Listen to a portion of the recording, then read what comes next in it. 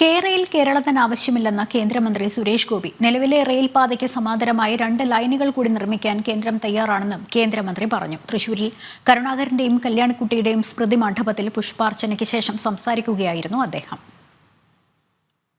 വ്യക്തി എന്ന നിലയ്ക്ക് ആവശ്യമേ അല്ല എന്ന് തന്നെയാണ് എൻ്റെ പറയുന്നത്. നമുക്ക് സംവിധാനമുണ്ട്. പിന്നെയും എന്തിന് ജനദ്രോഹം, പ്രകൃതി ദ്രോഹം എന്തിനടിച്ചേൽപ്പിക്കണം? ഒരു ഫ്ലഡ് എന്ന് പറയുന്നത് ഭീമാകാരനായി വന്ന് നമ്മൾ അനുഭവിച്ചതാണ്.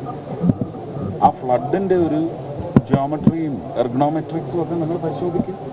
2 ലൈന് കൂടി നമുക്ക് ഇപ്പോൾ എക്സിസ്റ്റിംഗ് റെയിൽവേ ലൈൻ സിസ്റ്റത്തിൽ കൊണ്ടുവരാം. 2 ട്രാക്ക് കൂടി കൊണ്ടുവരാം. നിങ്ങൾ ആവശ്യപ്പെടുന്ന, നിങ്ങൾ മനസ്സിൽ കാണുന്ന അത്രയും ട്രെയിനുകൾ തരാൻ പറ്റും. ഇല്ലെങ്കിൽ ഇനി ഒരു ട്രെയിൻ പോലും അധികമായിട്ട് തരാൻ വന്ദേ ഭാരതിൻ്റെ ഇൻ്റർമിറ്റൻറ്റ് സർവീസസും അങ്ങനെ ഒരു പദ്ധതിയുണ്ട്.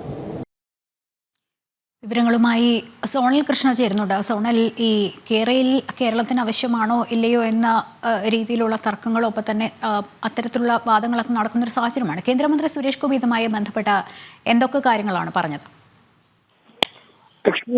അദ്ദേഹം കൃത്യമായി തന്നെ അത് പറഞ്ഞു വെക്കുന്നുണ്ട്. കാരണം നമുക്ക് കേരളത്തിൽ സംവിധാനങ്ങളുണ്ട്. പിന്നെ എന്തിനാണ് മനുഷ്യരെയും പ്രകൃതിയെയും ഒരുപോലെ ദ്രോഹിക്കുന്ന ഇത്തരം പദ്ധതികൾ എന്നുള്ള ഒരു ചോദ്യം, വിലയേറിയ ചോദ്യമാണ് അദ്ദേഹം പ്രേക്ഷകർക്ക് മുമ്പിൽ അല്ലെങ്കിൽ ജനങ്ങൾക്ക് മുമ്പിൽ വെച്ചിരിക്കുന്നത് എന്നുള്ളതാണ് അതിന്റെ ഒരു വാസ്തവം. കാരണം നമുക്കറിയാം, കേന്ദ്രം സമാന്തര അതായത് നിലവിലെ ഉള്ളതിനേക്കാൾ സമാന്തരമായിട്ടുള്ള 2 റെയിൽ ലൈന് കൂടി നിർമ്മിക്കാൻ തയ്യാറാണ് എന്ന് ഉള്ളൊരു താല്പര്യം പ്രകടിപ്പിക്കുന്ന സാഹചര്യം. അപ്പോൾ മലയാളികളുടെ ആവശ്യമനുസരിച്ച് അധിക ട്രെയിനുകൾ കേരളത്തിലേക്ക് എത്തും.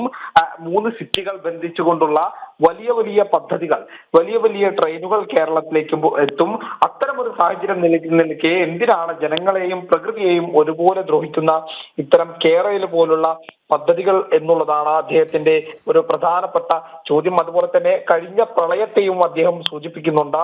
ആ ഒരു പ്രളയത്തിന്റെ ആഘാതം നമുക്ക് മനസ്സിലാകുന്നതാണ്. അതുകൊണ്ട് തന്നെ ഇനിയും പ്രകൃതിയെ ഇത്തരത്തിൽ ദ്രോഹിക്കാൻ നമ്മൾ തയ്യാറാകരുത്. അപ്പോൾ അതിന്റെ പ്രതിഫലം ഉണ്ടാവുക നമുക്ക് തന്നെയാണ് എന്നുള്ളതാണ് അദ്ദേഹം പറഞ്ഞു വെക്കുന്നത്.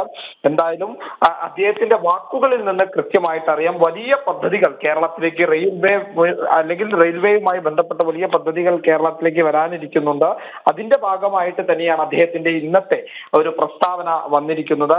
ഈ മലയാളികളുടെ കൂടുതൽ, അതായത് മലയാളികളെ സംബന്ധിച്ചുള്ള ഒരു പ്രധാനപ്പെട്ട ആവശ്യം ട്രെയിനുകൾ കൂടുതൽ കേരളത്തിലേക്ക് നൽകണം എന്നുള്ളതാണ്. അതിനുവേണ്ടി നിലവിലുള്ളതിന് സമാന്തരമായിട്ടുള്ള ട്രാക്കുകൾ, 2 ട്രാക്കുകൾ കൂടി വരുമ്പോൾ ട്രെയിനുകളുടെ എണ്ണം ഉൾപ്പെടെ കൂടും. വന്ദേ ഭാരത് ഉൾപ്പെടെ വലിയ ട്രെയിനുകൾ വരും. 3 വലിയ കേന്ദ്രങ്ങൾ, സിറ്റികൾ കേന്ദ്രീകരിച്ചിട്ടുള്ള സർവീസുകൾ വരും.